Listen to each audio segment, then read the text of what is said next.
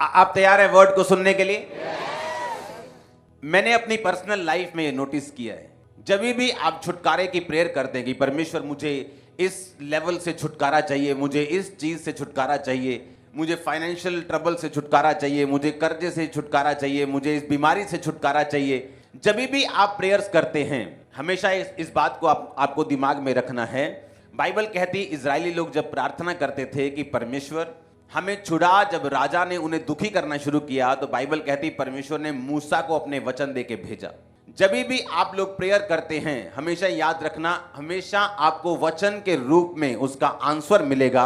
आप बोलेंगे ये इतना आसान है? हाँ, ये इतना ही आसान है।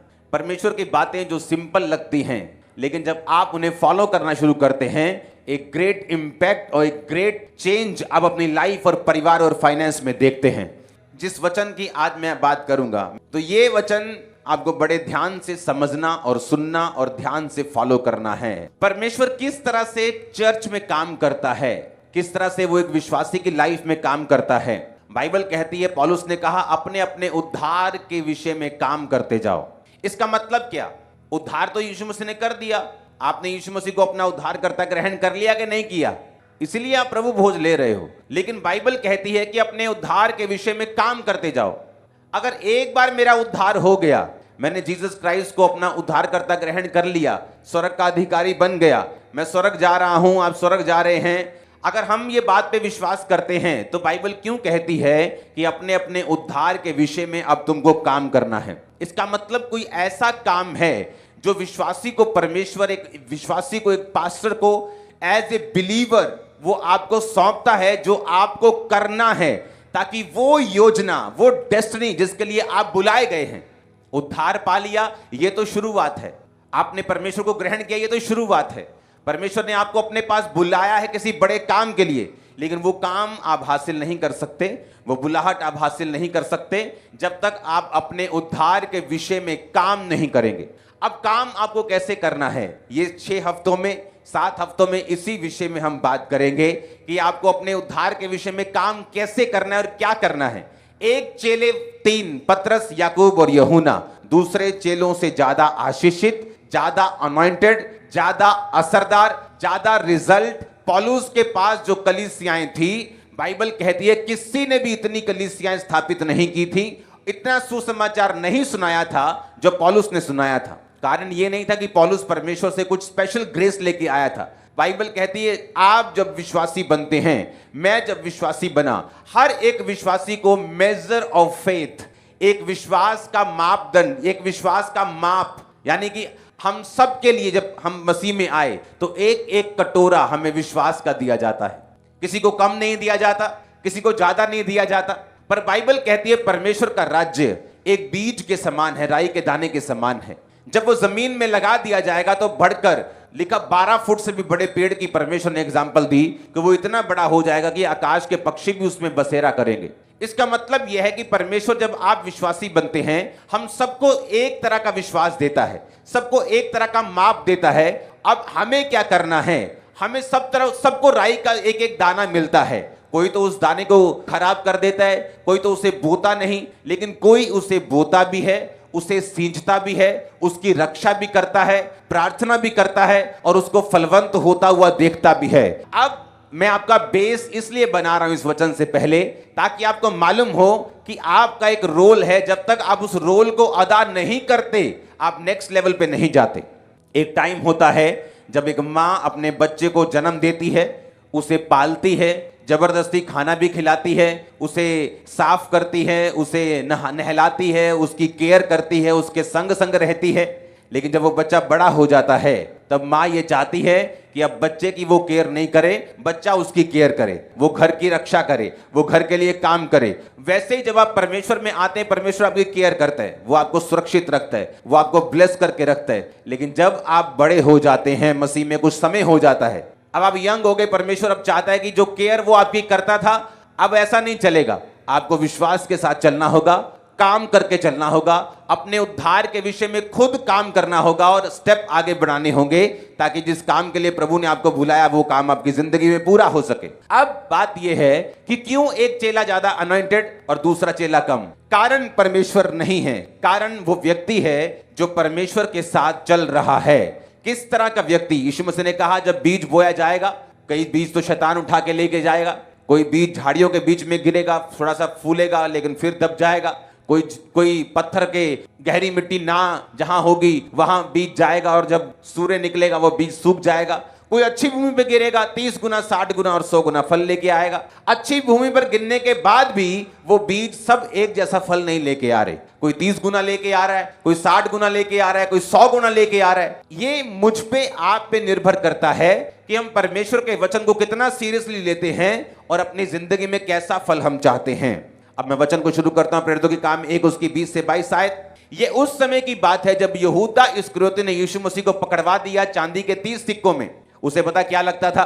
जो ज्यादा चालाक होते हैं कई बार मारे जाते हैं। उसे लगता था कि यीशु मसीह का कोई कसूर ये साबित नहीं कर पाएंगे। यीशु मसीह के पास पावर है लंगड़ों को चलाने की। मैंने खुद देखा यीशु मसीह के पास पावर है अंधों को दिखाने की। जब यीशु मसीह को पकड़ने के लिए आएंगे ये अंधे हो जाएंगे तो मुझे पैसा मिल जाएगा। वो लालची था, तो उसने सोचा कि यीशु मसीह का पता ही देना है कि वो वहां बैठे है, इसमें क्या प्रॉब्लम है? वो जीवित परमेश्वर अपने आप को खुद बचा लेगा, मेरा फायदा हो जाएगा।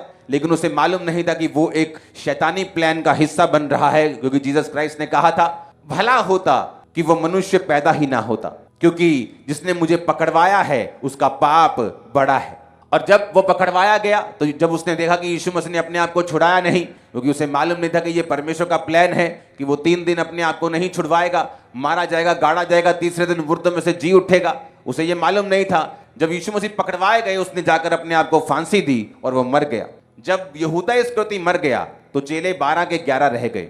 तो उन्होंने सोचा जो परमेश्वर ने इस्टेब्लिश किया है उसको हम तोड़ेंगे नहीं। अगर चेले 12 चुने थे तो हम उसे 12 ही रखेंगे। तो ऐसा करते हैं, हम एक चेला चुनते हैं, क्योंकि भजन संहिता में जो प्रोफेटिक वर्ड हुआ था यहूदा इस्करियोती के लिए कि उसका पेट फट जाए, उसकी आंतड़ियां निकल जाए, और वैसे ही वो मरा। जब वो गिरा फांसी से तो उसका पेट फटा, आंतड़ियां निकल गई, उसका पद कोई दूसरा ले ले। तो ये प्रोफेटिक वर्ड था कि जो व्यक्ति यीशु मसीह को पकड़वाएगा उसका पद, उसका स्थान कोई दूसरा लेगा। तो पतरस ने कहा कि अब ऐसा करो, एक चेला चुनते हैं और वो चेला जो होगा हमारे साथ परमेश्वर के जी उठने का गवाह होगा।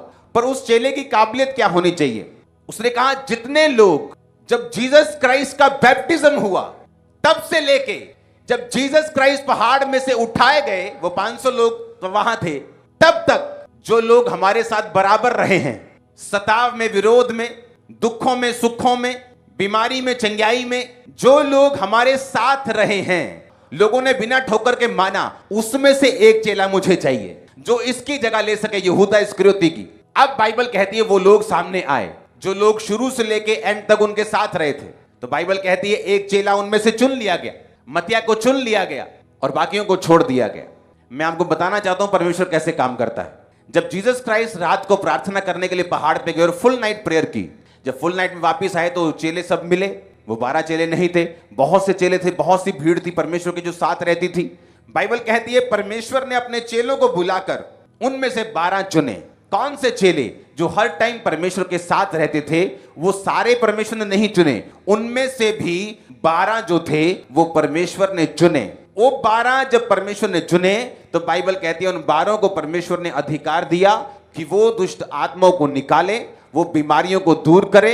जहां जहां जीसस क्राइस्ट खुद जाने को थे वहां उनको परमेश्वर भेजते थे और वो जाकर दो जाकर परमेश्वर के नाम का प्रचार करते थे, लोगों को चंगा करते थे और लोगों को सुसमाचार सुनाते थे। एक क्रिश्चियन व्यक्ति अगर अपनी लाइफ में डिलीवरेंस को चाहता है, अगर वो चाहता है मेरा छुटकारा हो, मेरी अगर मिनिस्ट्री है तो वो एक नेक्स्ट लेवल पे जाए। आप जानते पास्टर्स लोग दुखी क्यों रहते हैं? उनका कारण है जब आपकी चर्च ग्रोथ करना बंद कर देती है। पास्टर्स दुखी रहते क्यों? क्योंकि उन्होंने ग्रोथ करना बंद कर दिया, उन्होंने ग्रो करना बंद कर दिया। अब वही लोग हैं 50, वही 100, वही 200। अब किसी की लाइफ में तो टेस्टिमनी 5 साल में बननी है, वो हर महीने हर हफ्ते पास्टर को आके तंग कर रहा है मेरे लिए प्रेयर करो, और पास्टर को करनी पड़ रही होगी, वो 200 लोगों में ही है। तो इसीलिए उसका फेथ और उसकी लाइफ जो है वो इफेक्टेड रहती है और वो परमेश्वर में बढ़ नहीं पाता। अब बहुत सी ऐसी चीजें हैं, बहुत से ऐसा छुटकारा है जो आपका फाइनेंस का है, आपको नहीं मालूम परमेश्वर आपको इस दुकान से अगली दुकान में लेके जाना चाहता है, वो आपके बिजनेस को चेंज करना चाहता है, वो आपके फाइनेंस को ब्लेस करना चाहता है। लेकिन ये सारी चीजें आपको तभी मालूम हो सकती हैं अगर आप स्पिरिचुअल हैं और आप छुटकारे के वचन को जानते हैं, जो अब मैं आपको बताने जा रहा हूं। अब आपको ये बात मालूम होनी चाहिए कि छुटकारा हर एक व्यक्ति को चाहिए। एक मां को चाहिए जब उसका बेटा नशा करता है, उसकी बेटी जब व्यभिचार में जाती है, जब इसका एक पास्टर की कलीसिया बढ़ती नहीं, जब एक फाइनेंस बढ़ता नहीं, जब कर्जे के नीचे होते हैं, जब पढ़ाई में अच्छे नंबर नहीं आते, आपको मालूम नहीं क्या करना है। हर एक व्यक्ति जो इस धरती के ऊपर है उसको छुटकारा चाहिए, चाहे वो किसी भी लेवल पे क्यों ना चला जाए, उसको अगले लेवल पे जाने के लिए छुटकारा चाहिए। अब छुटकारा होगा कैसे? अब बाइबल कहती है कि जब लोगों में से प्रेरित चुने गए, तो जब जीसस क्राइस्ट ने चुने तो उन्हीं लोगों में से चुना जो जीसस क्राइस्ट के हमेशा साथ रहते थे। जब उनमें से एक मारा गया और जब वो 12 पूरे किए गए तो उसी लोगों में से चुना गया जो हर वक्त चेलों के और जीसस क्राइस्ट के बैप्टिज्म से लेके जी उठाए जाने तक, यानी 3.5 साल तक वो परमेश्वर के और चेलों के साथ रहे थे। अब आपको बात समझ आनी चाहिए, बहुत से ऐसे लोग हैं जिनको ये मालूम नहीं कि मुझे अभिषेक में कैसे बढ़ना है। मैं एक पास्टर को जानता हूं, उसे मालूम था कि उसकी लाइफ में परमेश्वर का मसा है, लेकिन जिस लेवल पे वो जाना चाहता था उस लेवल पे वो कभी पहुंचता नहीं था। उसने अपनी मुझे स्टोरी सुनाई। उसने कहा कि जब मैं एक नेक्स्ट लेवल पे जाना चाहता था तो मैं एक अपने मेंटर से मुलाकात करना चाहता था, लेकिन वो मुलाकात मेरी होती नहीं थी। वो एक्सट्रीमली बिजी पर्सन था, वो कभी भी जल्दी लोगों से मिल नहीं पाता था, उसकी सेवकाई बड़ी थी। उसने परमेश्वर के सामने प्रेयर की कि परमेश्वर मेरे रास्तों को खोल। जिस व्यक्ति की ये बाइबल बात कर रही है उसकी गदियां खो गई।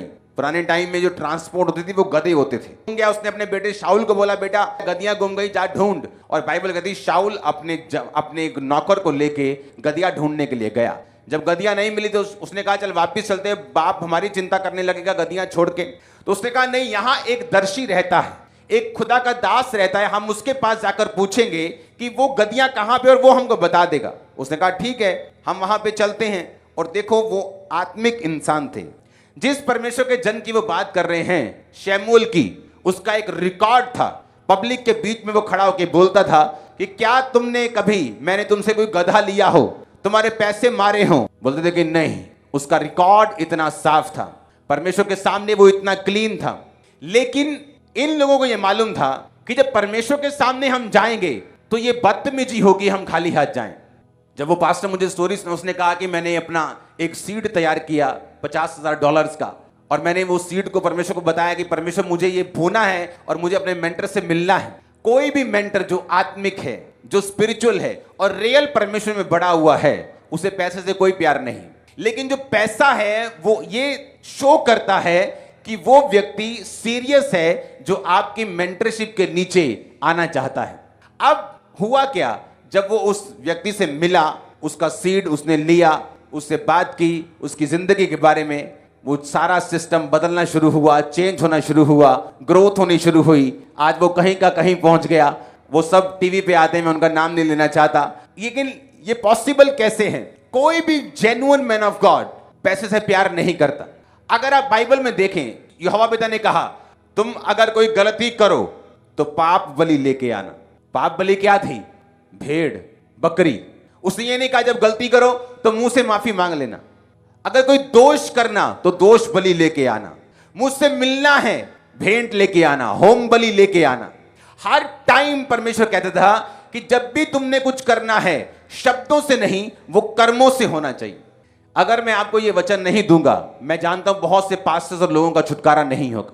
और मत सोचो मुझे आपका पैसा चाहिए। आप आज जो ऑफरिंग डाल रहे हैं उसे हम देखते भी नहीं, मैं भी नहीं, मेरी वाइफ भी नहीं, मेरा परिवार भी नहीं। सीधा बैंक जाती, बैंक से खर्चे होते हैं।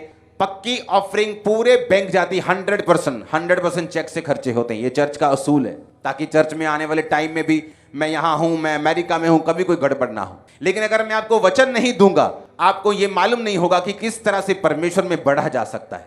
अब यहां पर वो चेले चुने गए जो साथ थे। मैंने देखा है आप किस तरह के हैं वो कवर हो जाता है, लेकिन अगर आप साथ नहीं हैं, बहुत से लोग हैं, मैं उनको कभी रिकमेंड नहीं करता। बोलते हैं मुझे आके सेवा करनी है, मैं बोलता नहीं, तुम अपना काम करो। वो बोलते हैं अच्छा, शायद खुदा ने कहा है। वो खुदा ने नहीं कहा, क्योंकि ये ऐसा बड़ा डिसीजन होता है जिसमें मैं ये एक्सपेक्ट करता हूं कि तुम कहो नहीं, मुझे काम नहीं करना, मुझे सेवा करनी है। क्योंकि ये आसान नहीं होता।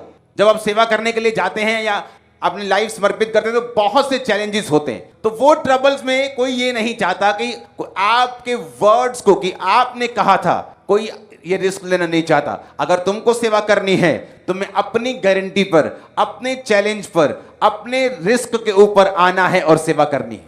तब बाइबल कहती जो लोग उनके साथ थे उनमें से एक चुना गया। जीसस क्राइस्ट ने वो लोगों को चुना जो शुरू से लेकर उसके साथ थे। उसके बाद एक चेला जब मर गया, दूसरा चुना, तो वही चुना जो शुरू से लेकर उनके साथ था। वो लोग जो सेवकाई में निरंतर साथ हैं, वो लोग हमेशा जो थिक थिन में, हर मौसम में साथ हैं, वही परमेश्वर के इस अभिषेक को जो उनके मेंटर्स की लाइफ पे खुदा ने उनको दिया होता है, उनकी लाइफ पे आता है। जब हम स्पिरिचुअली बुद्धिमान होते हैं और हमें मालूम होता है कि परमेश्वर का काम करने का तरीका क्या है, चाहे आप कई बार 5 साल एक चीज के लिए प्रार्थना करते रहें, लेकिन बाइबल कहती है जो अधिकार परमेश्वर ने अपने जनों को दिए हैं, उन्हीं अधिकारों में से ही आपको परमेश्वर बरकत देता है। आप 5 साल प्रार्थना करते, परमेश्वर मेरी चर्च को बढ़ा, मेरी चर्च को बढ़ा, लेकिन वो नहीं बढ़ती। लेकिन जब आप एक जीवित चर्च में एक मेंटर के साथ चले जाते हैं, वही चर्च आपकी 1 साल में बढ़ जाती है। और आपने प्रेयर भी नहीं किया इतनी कि मेरी चर्च को बढ़ा, आपको जस्ट फॉलो करना है, क्योंकि जो कुछ आपके मेंटर की लाइफ में, वो आपकी लाइफ में आएगा ही आएगा। ये पॉसिबल ही नहीं कि वो ना आए, अगर आप रियल फॉलोअर्स हैं तो। लेकिन ये ऐसे वेज हैं, ऐसे तरीके हैं कि आप अपने मेंटर्स की लाइफ में घुस सकते हैं, उसकी अनाइंटिंग को टच कर सकते हैं। कोई व्यक्ति अधीन रहकर, कोई व्यक्ति अपनी लाइफ को समर्पित करके, कोई व्यक्ति बो के, कोई व्यक्ति काम करके जबरदस्त रीति के साथ रास्तों को खोल के इस अनाइंटिंग को कवर करता है, अनाइंटिंग को टच करता है, अपने जीवन में उसी ग्रेस को कैरी करता है जो उसके खुदावंद के दास की जिंदगी के ऊपर है। अगर मैं यहां पे हूं, खुदावंद ने मुझे यहां बड़ी चर्च दी है, मैं अपने मेंटर के पास 24 घंटे नहीं रह सकता, तो मेरा काम क्या है? रास्तों को साफ करना। मेरा काम क्या है? बोना। मेरा काम क्या है? प्रेयर करना। मेरा काम क्या है? रेगुलर विजिट करना। कुछ बदलने जा रहा है बड़ा आपकी लाइफ। मैंने कहा आप सेम नहीं रहेंगे यीशु के नाम। इसीलिए आप कुछ क्रिश्चियन लोगों की लाइफ देखते हैं, चर्च में जाने के बावजूद भी उनकी लाइफ उस तरह की ग्रोथ नहीं करती जिस तरह की ग्रोथ होनी चाहिए, क्योंकि ये आपके हाथ में है, ये परमेश्वर के हाथ में नहीं, ये आपके हाथ में है। लोगों को मालूम नहीं पास्टर्स की और मेंटर्स की वैल्यू उनकी लाइफ में क्या है, क्योंकि उनको लगता है कि पास्टर का मतलब जो वचन सुनाता है। नो, ये उसका मतलब नहीं, वो कहीं अधिक वैल्यू रखते हैं। इसलिए पौलुस ने पता क्या कहा? कहता है जो कोई वचन सिखाता है और जो कोई वचन सीखता है वो हर एक अच्छी वस्तु में सिखाने वाले को भागी करे। इतना सख्त है वचन को, लेकिन ये कोई प्रचार नहीं करता इस चीज का, ताकि कलीसिया उसे दूसरी साइड ना ले जाए। क्योंकि परमेश्वर ने जो पावर्स, जो अधिकार, जो एक रियल मैन ऑफ गॉड को जो मेंटरशिप में भी है, आप नहीं जानते आपकी लाइफ में क्या हो सकता है, किस ग्रेस को आप कैरी कर सकते हैं और कहां जा सकते हैं। और अगर हमें नेक्स्ट लेवल पे जाना है, हमें ग्रोथ देखनी है, तो हमें यह बात समझनी होगी, कंसिस्टेंट रहना, खुदा के घर में रहना, हर टाइम परमेश्वर के साथ लगे रहना, जुड़े रहना, जीवित चर्च का हिस्सा बनना, यह इंपॉर्टेंट है। जहां टेस्टिमनीज होती हो, प्रेयर्स होती हो, वचन होता हो, जहां परमेश्वर के सारे बाइबल बिब्लिकल पहलू पूरे होते हो। एक जीवित चर्च चाहे आपके घर के 400 किलोमीटर दूर क्यों ना हो, आपको वहीं जाना चाहिए, क्योंकि जीवित चर्च की वैल्यू है। मैंने देखा है लोग हजारों किलोमीटर प्लेन से जाते थे और उन्होंने ऐसी ग्रोथ हासिल की जो शायद वहां बैठे हुए लोग भी नहीं पा सके। उन्हें लगता था कि हम पास में ही हैं, कोई बात नहीं, घर से 12 बजे भी निकल जाएंगे। लेकिन जो दूर से आता था वो एक दिन पहले उधर पहुंचता था तो चर्च में सबसे पहले एंटर करता था। आपको ये बात समझनी, सुननी, मनन करनी, एक जीवित चर्च में हिस्सा बनना, काम करना, सिर्फ चर्च अटेंड करना नहीं, हर काम में हिस्सा डालना आपकी ग्रोथ का कारण होगा। आमीन। ऊंचा ये बरकत आपकी है। और लोग हमारे लाइफ में क्या होगा हमें खुद को नहीं पता, और हम सालों की प्लानिंग करते हैं। सोचने के लिए कि जो कुछ परमेश्वर ने हमें दिया